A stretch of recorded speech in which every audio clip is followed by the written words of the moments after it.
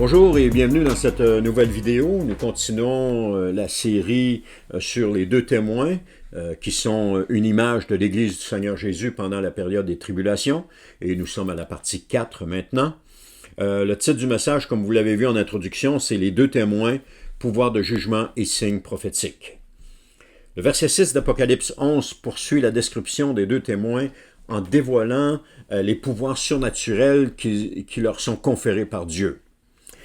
Ce verset révèle que ces témoins possèdent des capacités extraordinaires qui rappellent les grands prophètes de l'Ancien Testament tels que Moïse et puis Élie.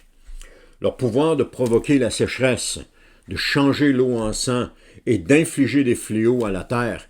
Et cela démontre la sévérité du jugement divin et la mission eschatologique de ces deux personnages représentant l'Église. Leur rôle dans les derniers jours souligne l'urgence de la repentance pour un monde qui se détourne de Dieu. Il est important de garder à l'esprit que ces deux témoins sont une figure de l'Église, présente lors de la période des tribulations. C'est quand même bien expliqué dans les 3 premières vidéos. C'est quand même bien expliqué ce point-là. Alors, le verset Apocalypse chapitre 11, verset 6 nous dit « Ils ont le pouvoir de fermer le ciel pour qu'il ne tombe pas de pluie durant les jours où ils prophétiseront. Et ils ont le pouvoir de changer l'eau en sang et de frapper la terre de toutes sortes de fléaux chaque fois qu'ils le voudront. » Le premier pouvoir des témoins est de fermer le ciel pour qu'il ne pleuve pas durant les jours où ils prophétiseront. Je dis le premier pouvoir parce qu'il est nommé en premier dans la liste, mais on pourrait dire l'un des pouvoirs des témoins. Et cette capacité rappelle le ministère du prophète Élie qui a prié pour qu'il ne pleuve pas pendant 3 ans et demi en raison de la méchanceté du roi Achab et de l'idolâtrie d'Israël. On voit ça dans 1 Roi 17.1 qui nous dit « Un prophète nommé Élie, originaire du village de Tishbé, en Galaad, vint dire au roi Achab, ou Akab, « Aussi vrai que l'Éternel, le Dieu d'Israël, que je sers est vivant, il n'y aura dans ces prochaines années ni rosée ni pluie, sauf si je le demande. » Et Jacques va dire une chose intéressante à propos d'Élie. Élie était un homme tout à fait semblable à nous. Il pria avec insistance pour qu'il ne pleuve pas et pendant 3 ans et demi ne tomba pas de pluie sur le sol. On a dans ces deux passages la période de 3 ans et demi, encore une fois. La période de 3 ans et demi qui démontre une période de jugement de Dieu. On sait que Achab, avec son épouse Jézabel, était un mauvais roi. Il était un roi d'Israël. Ils étaient adonnés au dieu Baal. Et Dieu leur a imposé un jugement. Et c'est ce qu'on voit. Et ça a duré 3 ans et demi. Alors, la sécheresse dans la Bible est souvent un signe de jugement divin, une malédiction qui vient lorsque le peuple se détourne de Dieu. C'est exactement ce que je viens de dire. Achab et Jézabel avaient détourné le peuple de Dieu. Ça nous dit dans Deutéronome 11, 16 à 17, « Gardez-vous bien de vous laisser séduire et de vous détourner vers des dieux étrangers pour leur rendre un culte et vous prosterner devant eux. L'Éternel se mettrait en colère contre vous et fermerait le ciel pour qu'il ne pleuve pas. La terre ne produirait plus ses récoltes et vous ne tarderiez pas à disparaître de ce bon pays que l'Éternel vous donne. » Le fait que les témoins aient le pouvoir de provoquer la sécheresse symbolise non seulement leur rôle prophétique, mais aussi la rébellion de la terre contre Dieu dans les derniers jours. Le deuxième pouvoir des témoins est de changer l'eau en sang. Ce qui fait directement référence aux plaies d'Égypte infligées par Moïse lorsqu'il a frappé les eaux du Nil, les transformant en sang.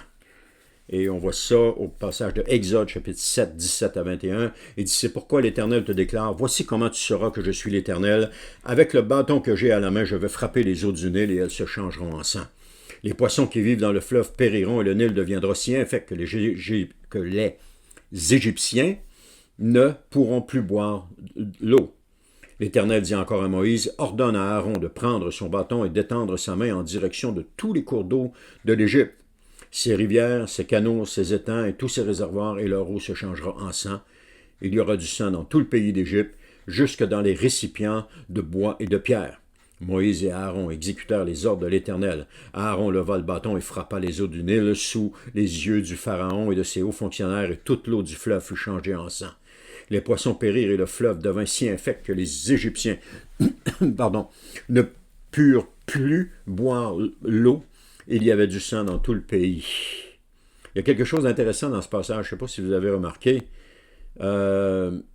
Auparavant, c'est toujours Moïse qui fait les choses. Prends ton bâton, Moïse, puis fais ceci. Prends ton bâton, puis fais cela. Et là, ici, Dieu dit à Moïse, demande à Aaron qu'il le fasse. Ça nous démontre une chose intéressante, c'est que Jésus, quand il est venu sur la terre, il a fait les choses. Et ensuite de ça, quand il est parti, ce sont les disciples qui ont fait les choses. Et aujourd'hui encore, ce sont les disciples qui font les choses. Et c'est comme Moïse qui dit à Aaron, fais-le. C'est comme Jésus qui dit à l'Église, fais-le. Et c'est la même chose. Dieu dit aux témoins, faites-le. Et les témoins le font. Et il y a des résultats qui viennent avec cela. Une petite remarque comme ça. Alors ce signe est une démonstration de la puissance de Dieu face à l'oppression de Pharaon et un appel à la repentance pour l'Égypte. Parce que vous savez que l'Égypte, à ce moment-là, maltraitait les esclaves hébreux et ne voulait pas les laisser partir. Et Dieu avait décidé que c'était maintenant le temps que son peuple devait partir d'Égypte. Alors, dans l'Apocalypse, ce pouvoir symbolise la capacité des témoins à infliger des jugements qui rappellent les événements de l'Exode. Et ça souligne le parallèle entre l'oppression passée et l'apostasie présente. Bien que les témoins aient ce pouvoir, cela ne signifie pas qu'ils sont littéralement Moïse et Élie, comme on a vu dans les vidéos précédentes. Ces deux personnages qui sont de retour sur la terre, parce que Élie, en principe, n'est pas mort, donc il doit mourir, mais Moïse est mort, mais pourquoi est-ce qu'il revient? On n'est pas capable de l'expliquer, etc. C'est la même chose qu'on voit. On voit une image similaire avec Jean-Baptiste, qui était bien l'Élie qui devait venir. Ça dit, avant de vous dire ce que ça dit, ce qu'il faut faire attention, c'est de ne pas prendre des images de façon littérale, mais de les voir comme des symboles. Et de tenter de demander au Saint-Esprit de nous révéler le symbole. C'est ça qui est important, parce que quand on le prend de façon littérale, on est parti dans le champ, puis 100 000 à l'heure, ou 100 km/h pour nos amis européens. Alors, c'est Jean-Baptiste, c'est Jésus qui dit dans Matthieu 11, 14, « Et si vous voulez bien l'admettre, c'est lui, l'Élie, qui doit venir. » Donc, Jésus confirme que Jean-Baptiste était l'Élie qui devait venir. Cependant, Jean-Baptiste lui-même mentionna qu'il n'était pas Élie. Il avait raison. Ils demandèrent, Jean 1, 21, ils lui demandèrent, « Es-tu Élie? » Il répondit, « Je ne suis pas. Es-tu le prophète? » Il répondit, « Non. » Jean-Baptiste avait raison de dire qu'il n'était pas Élie parce qu'il n'était pas Élie. Il était Jean-Baptiste, le fils de Zacharie et d'Élisabeth. Mais cependant, il avait le pouvoir d'Élie. Ce pouvoir lui venait de Dieu. Le pouvoir ou l'autorité d'Élie. Et Jean-Baptiste a été envoyé pour une mission bien particulière, c'est-à-dire prêcher le baptême de la repentance. Et il est venu prêcher le baptême de la repentance, et quand sa mission a été terminée, il est sorti de la scène publique. Bon, quand la mission se termine, ça ne se termine pas toujours de la façon qu'on voudrait. Dieu aurait pu dire à Jean-Baptiste, « Bon, ben c'est beau, Jean-Baptiste, tu as fait du bon boulot, je suis content, tu m'as obéi, tu as été un bon serviteur, alors tu vas maintenant prendre ta retraite, tu vas te retirer dans une villa quelque part, et tu vas te reposer de tout le travail que tu as fait en attendant que la mort te rejoigne. » Non. Élie a été arrêté par Hérode, a été mis en prison. Après ça, il a eu la tête tranchée, puis c'est comme ça qu'il est mort. Oui, mais Seigneur, regarde tout ce que j'ai fait pour toi, puis c'est de même que je vais finir ma vie. Non, ça n'a pas d'importance, ça. La façon que ça se termine, ça n'a pas d'importance. Ce qui a d'importance, c'est que Dieu est en contrôle de toutes choses et que notre mission ne se terminera pas tant et aussi longtemps que Dieu n'a pas décidé qu'elle se termine. Et de la façon qu'elle va se terminer, ça regarde le Seigneur, ça ne nous regarde pas. Et parce que ça ne nous regarde pas, nous avons les yeux fixés sur le Seigneur, en disant, « Seigneur, que ta volonté soit faite. Moi, Seigneur, je te suis là où tu veux que j'aille. » Une petite remarque, j'entendais dans un film, Jean-Baptiste a dit Et quand quelqu'un venait pour l'encourager, ou etc., il dit, c'est pas nécessaire. Il était dans la prison, dans le palais. Il dit, c'est la première fois que je couche dans un palais. Il était dans la prison, dans le sous-sol du palais. Mais pour lui, il couchait dans le palais. Gloire à Dieu. Gloire à Dieu. Un petit peu d'humour, c'est bon. Alors, le pouvoir de Jean-Baptiste lui venait de Dieu, et tout comme l'Église dans la fin des temps aura ce même pouvoir qui lui sera donné par le Saint-Esprit. L'autorité d'Élie et l'autorité de Moïse. C'est ça qu'elle va avoir. C'est ça que Dieu lui donne. Maintenant, comment sa mission va se terminer? Ça appartient à Dieu. On va le voir dans la prochaine leçon. Ça appartient à Dieu, mais gloire à Dieu. Et c'est ça que l'image des deux témoins nous démontre. Ce pouvoir rappelle que l'eau, normalement source de vie, peut être transformée en source de mort par le jugement de Dieu. Et le sang symbolise à la fois la vie et la mort. Et ce miracle montre la capacité des témoins à transformer les bénédictions en malédictions lorsque la rébellion contre Dieu atteint un point critique. Attendez-vous pas, dans la période des tribulations, à voir les eaux changer en sang. C'est symbolique. C'est symbolique. C'est juste que Dieu appelle le jugement sur les nations et que le sang de Jésus qui est porteur de vie peut se transformer en sang qui est porteur de mort. Mais c'est le sang du jugement, non pas le sang de la rédemption qui va être versé à ce moment-là. Le sang du jugement versé représente la mort, mais le sang de la rédemption représente la vie. Le sang de la rédemption est versé par Jésus, le sang de la mort est versé par Dieu dans son jugement. Enfin, les témoins ont le pouvoir de frapper la terre de toutes sortes de fléaux chaque fois qu'ils voudront. Et ce pouvoir est une extension des précédents miracles montrant que les témoins ne sont pas limités à un seul type de jugement. Leur mission prophétique leur permet d'exercer la justice à travers les fléaux divers selon les besoins de leur ministère et la réponse de l'humanité. Et ces fléaux rappellent à nouveau les 10 plaies d'Égypte qu'on voit dans Exode chapitre 7 à 12, ou encore les 8 miracles principaux d'Élie qu'on retrouve dans 1 Roi 17 à 19 et dans 2 Rois 1 à 2. Et cela montre donc, il y a eu différentes plaies qui se sont abattues sur l'Égypte, et il y a eu aussi différents miracles que Élie a fait. Et cela montre que les témoins sont investis d'une autorité exceptionnelle, semblable à celle de Moïse et d'Élie. Et c'est cela que l'Église va avoir dans sa dernière mission ici sur la terre. Cependant, ce ne sont pas Moïse et Élie. Je vous l'ai dit souvent, je vous le répète, ce n'est pas Moïse et Élie. C'est une image, c'est un symbole, c'est une figure. Le texte nous démontre bien qu'ils sont représentatifs de l'Église active dans la période des tribulations. Maintenant, les fléaux dans la Bible ont souvent pour but d'amener le peuple à la repentance en révélant la puissance de Dieu face à l'obstination humaine. Aujourd'hui, l'Église semble sans force, mais le moment venu, elle proclamera la parole de Dieu avec force, ayant revêtu elle aussi la puissance du Saint-Esprit en ces jours de grande tribulation. Le pouvoir de provoquer la sécheresse, de changer l'eau en sang et d'infliger des fléaux révèle que les deux témoins sont des instruments de jugement divin. Leur rôle est similaire à celui des prophètes de l'Ancien Testament, comme j'ai dit. Ils étaient souvent chargés d'annoncer le jugement et de confronter le peuple dans ses péchés. C'est dans Jérémie 1,10, il dit « Sache que je te confie aujourd'hui une mission envers les peuples et les royaumes, celle d'arracher, de renverser, de ruiner, de détruire, de construire et de planter. » Jérémie était un prophète de Dieu, et Jérémie a reçu la mission de Dieu d'avertir le peuple du jugement qui s'en venait. Mais il y avait toujours cette main tendue à la repentance.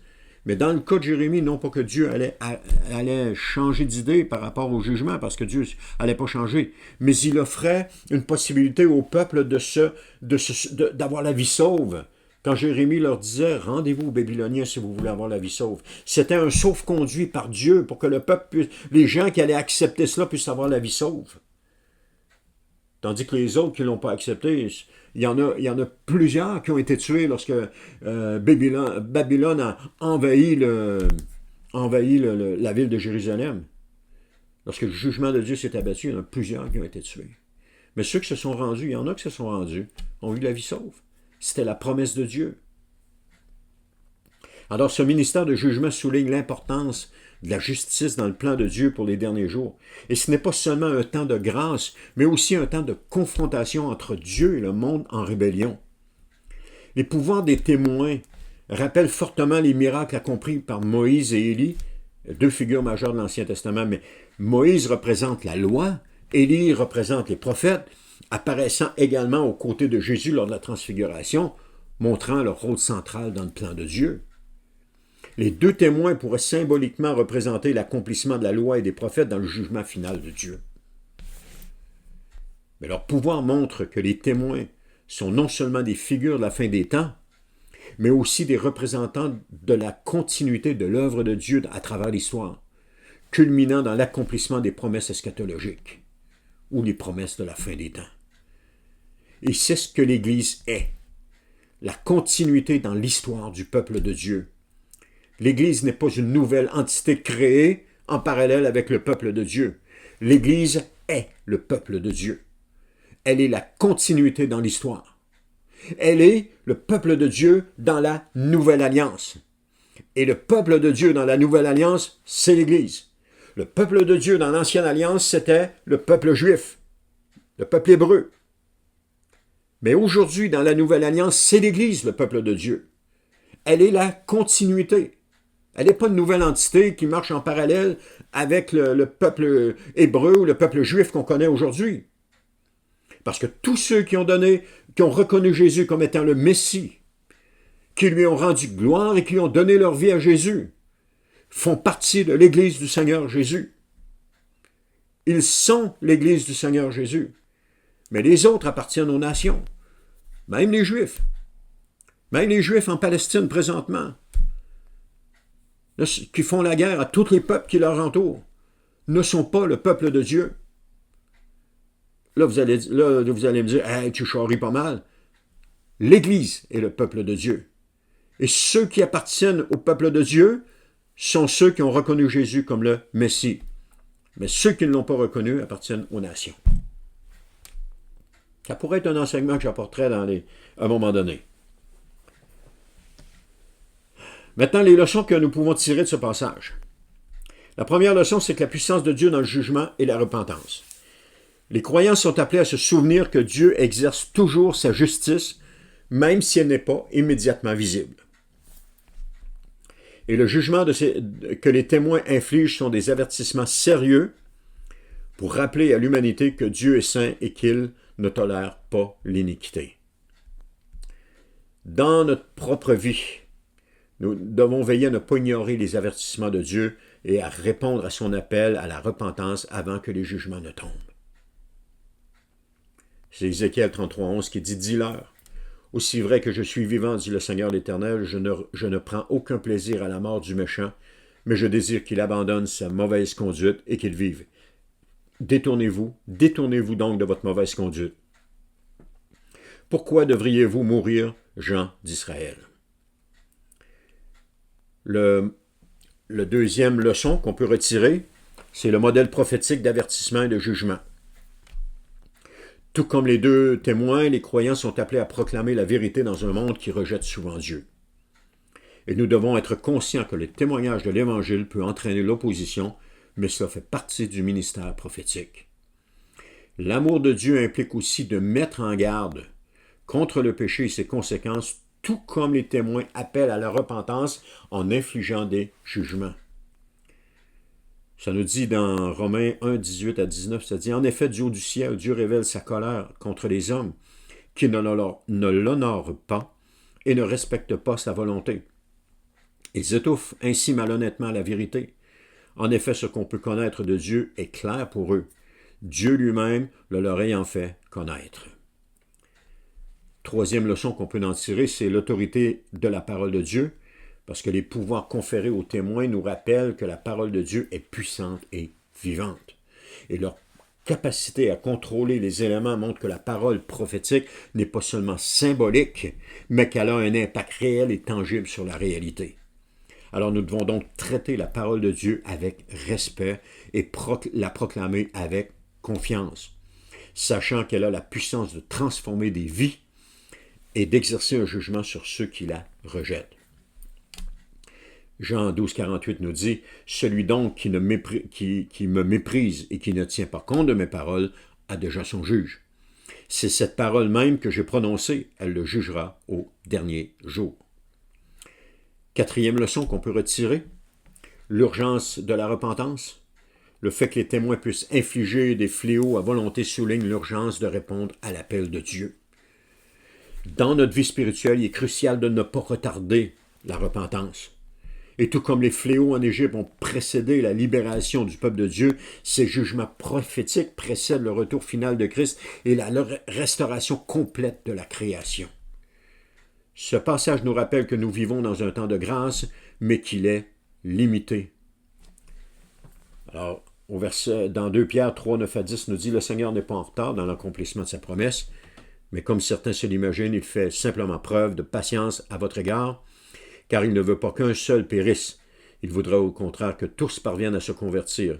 Mais le jour du Seigneur viendra comme un voleur, et ce jour-là, le ciel disparaîtra dans un fracas terrifiant, les astres embrasés se désagrégeront, et la terre se trouvera jugée avec toutes les œuvres qui auront été accomplies sur elle. » On a une image eschatologique ici, une image de la fin des temps. En conclusion, Apocalypse 6 décrit les pouvoirs extraordinaires donnés aux 2 témoins pour exercer les jugements sur la terre durant leur ministère prophétique. Et leur capacité à fermer le ciel et à transformer l'eau en sang et à infliger des fléaux montrent qu'ils sont investis de l'autorité divine pour annoncer la justice de Dieu dans les derniers jours. Et ces pouvoirs rappellent les miracles qui ont été accomplis par Moïse et Élie, qui eux-mêmes étaient revêtus de l'autorité divine, et ceci souligne la continuité de la mission prophétique à travers l'histoire, la mission prophétique de l'Église à travers l'histoire. Donc pour les croyants, le passage est un rappel de puissant de 3 choses: que Dieu exerce son jugement, appelle à la repentance, et que sa parole est souveraine et vivante dans toutes les circonstances. Alors nous sommes invités à répondre à cet appel avec une foi sincère et une obéissance renouvelée à la mission que Dieu nous confie. Je vous remercie d'avoir été à l'écoute et on se dit à la prochaine pour la partie 5 de cet enseignement.